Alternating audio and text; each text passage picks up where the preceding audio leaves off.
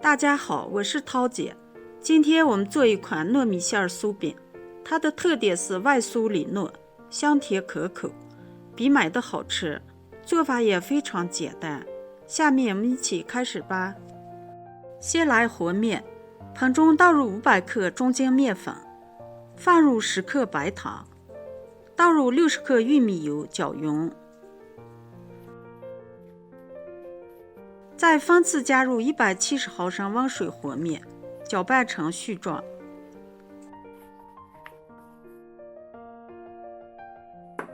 下手揉成团儿，多揉一会儿，揉成光滑的面团儿。盖上保鲜膜，醒面20分钟。接着我们来做油酥，碗里倒入300克面粉，倒入150毫升食用油，边倒边搅拌，搅拌到没有干面粉，下手揉成团儿。揉好放盆里盖上，油酥面就做好了。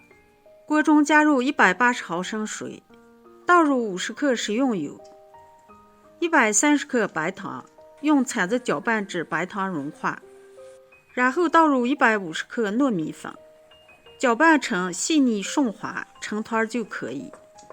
盛到碗里，盖上保鲜膜，放一旁备用。铺一层保鲜膜，把油酥面放上去，上面再盖一层保鲜膜，把油酥擀开。家里有大保鲜袋的放进去擀，那样比较好操作。我家里没有保鲜袋了，就用保鲜膜慢慢擀大，擀成长方形。擀好把上面的保鲜膜揭掉，把不规则的地方切掉。放上擀好的油酥，铺到面的一半，将上面的保鲜膜揭掉，把另一半面盖上去，整理好，边角按紧，用手按压平整，再用擀面杖擀开，擀成长方形大面片，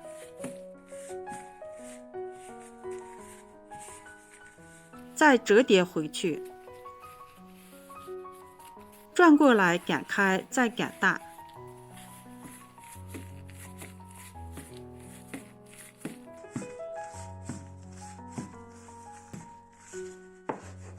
接着从上面慢慢往下卷紧实，卷到中间，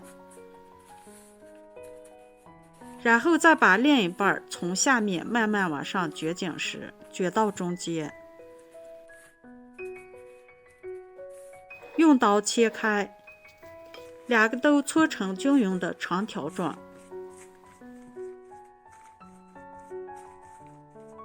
切成均等的剂子，一个剂子大约40克左右。取一个剂子擀成薄一点的皮子，放上15克的糯米馅儿，怎么包都可以，把口封紧。整理好，接着擀圆，擀的不要太薄，厚度像这样就可以。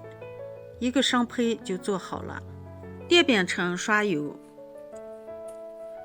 油热放入饼胚，全程开中小火慢烙，防止烙糊。烙至底部微微上色，翻个面。另一面烙2分钟左右，翻面。全程大约烙5分钟左右，中途来回多翻2次，烙至2面金黄就可以出锅了。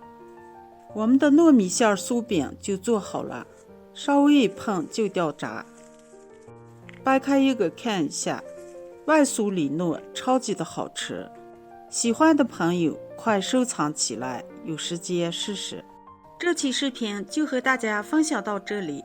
喜欢我的视频，记得关注、点赞、加收藏。我们下期再见吧。